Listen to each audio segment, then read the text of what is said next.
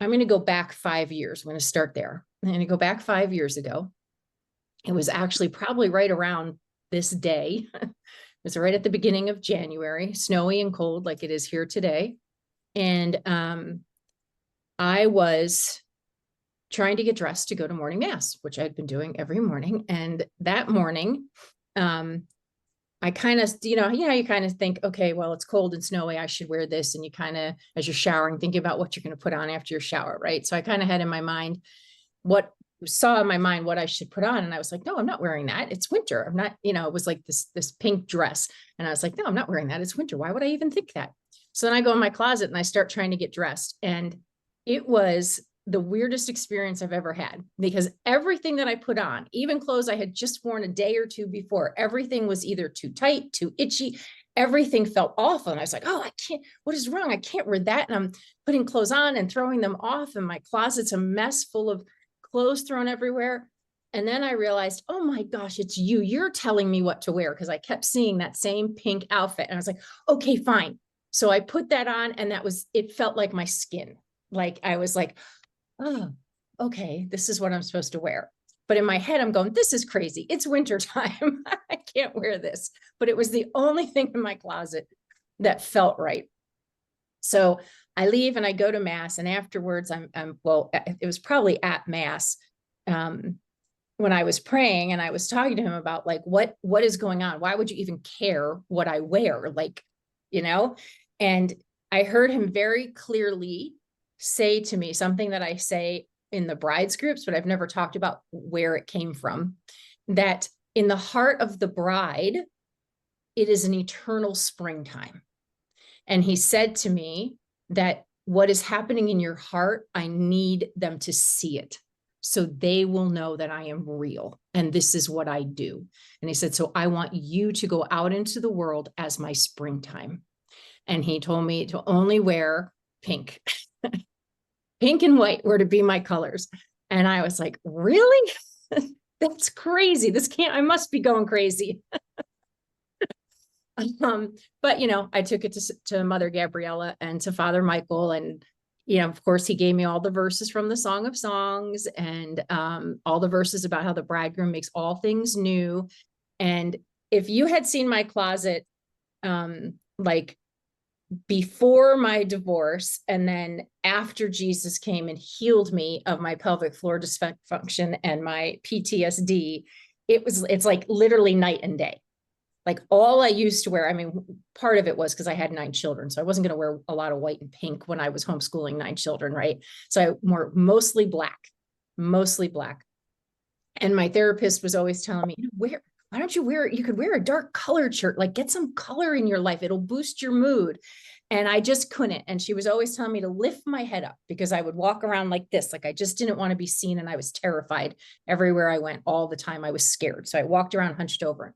She'd pull my shoulders back and tell me to look the world in the eye and smile, that just smiling would increase the positive hormones and help my depression. Right. And I just couldn't. I was so oppressed. It's the bride of the song, right? I am black, but lovely, daughters of Jerusalem. That the blackness in her soul, in her spirit, shows on her complexion. And everything, my wardrobe, my complexion, my posture in the world, everything showed that I was oppressed, that I was depressed. And after he came and healed me, I started adding color to I didn't even want to wear black anymore. I felt so alive for the first time in my life, and so joyful. And I saw the world. So I saw color everywhere. I saw the world differently. I saw light everywhere. And so I didn't want black in my house anymore. I didn't want black in my closet or on my body. And so I was wearing all these colors. So my closet now was full of turquoise and purple and pink, because it's always been my favorite color. And he was like, nope, only pink. Every morning, only pink. Nope, don't wear that turquoise shirt anymore. Only pink. And it was just like a week after this incident in my closet and hearing him tell me that I was going out to the first Restore retreat. And I'm trying to pack my suitcase to go, and he's reminding me, only pink. And he had also just recently started telling me to veil. So here I am going to this retreat, and he's like, you're going to veil and you're only going to wear pink and white. I'm like, it's January. Like, I'm going to look ridiculous. Everybody else is going to be in dark clothes. But I did it. And I'm in my pink shirt with a white cardigan, and it was Karen Baglieri and Jen Ricard and Julianne Kaczynski were driving me out to the retreat. And they walk in to help me get all the stuff, because I had all the supplies for our craft and everything. So they came in to help me get all the boxes and everything out into the car. And they're standing in my foyer, and I walk out of my bedroom in my pink and white, and they are literally all in black. And Julianne goes, oh my gosh, we look like winter and you look like spring. And I was like, okay, I hear you. I get it. And that was the beginning, all the way to Pennsylvania. I'm supposed to be working on my talks. And all I kept thinking was, I'm going to look stupid. This better really be you. You better not be setting me up. Like, this really better be you telling me to do this. And the first person who greeted me when I got there said, oh my gosh, you actually look like Hope. And I knew that was it. That was him. This was him. I can trust him. He's not going to lead me astray. And this is what he wants, because he needs the world to know that no matter if it's the coldest, darkest winter out in the world around us or interiorly, that if we let him in, if we allow the bridegroom to love us into full bloom, we will have an eternal springtime within us. And then we can bring that eternal springtime. And what is springtime all about? Hope. Hope. It's the hope that after the death of winter, there is new life. There is new life. That even though the seeds are buried in the cold, hard ground, what's the first things that start blooming? The crocuses, the tulips, the bulbs that we plant in the fall that must spend the winter, to our sight, dead, invisible, underground, in the hard, cold ground, right? But they bloom. They come forth in the springtime to remind us that with Jesus, even that which appears to be dead is not, that there is life, that there is always new life with him. And so this is what he asks of us. He told us the kingdom is within, right? And all through Advent, we listened to the prophets talking about what it was going to be like in the days of the Messiah, the eternal springtime, the peace, the lion laying down with the lamb, all hearts knowing the love of the Lord. In Jeremiah, you're not going to need to teach one another anymore, because everyone will know me. My law is written in your hearts, right? So this kingdom within is ours now if we choose. If we choose. We don't have to wait for heaven. We can have a foretaste of it here and now. And those of us who do, then our responsibility is to share the beauty of his kingdom with others. To me, that's the new evangelization. Fall in love with the bridegroom so you can't help but shine his light into the world. You can't help but speak of him and tell the world what he's done for you and the new life that you have found in him, and how every day is springtime. Every day is filled with hope and joy, because I am my beloved's and my beloved is mine, because I know him now.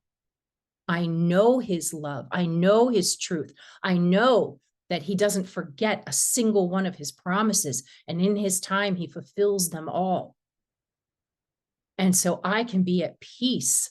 I have no reason to fear. The storms of this life, they can't shake me anymore, because his strength is mine. As we grow in union with him, not only is all of his love and goodness ours, but all of his strength, all of his power, all that he is, all that he has, he gives to his bride. And so we can walk through the world, not with self-confidence, but with this amazing confidence in my union with him. That because I am one with the creator of the universe, I have nothing to fear. All is well. All is well.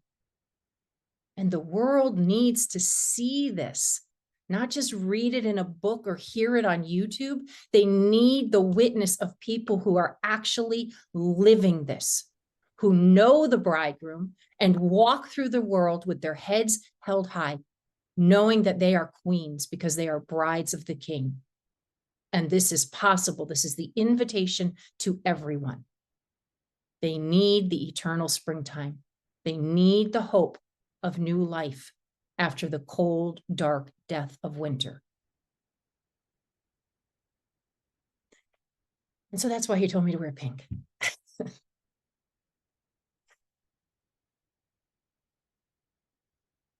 And that is how we can go into this year of the bridegroom in our own personal lives, in our own hearts. How in this year of the bridegroom are you going to allow him to truly become king of the kingdom of your heart?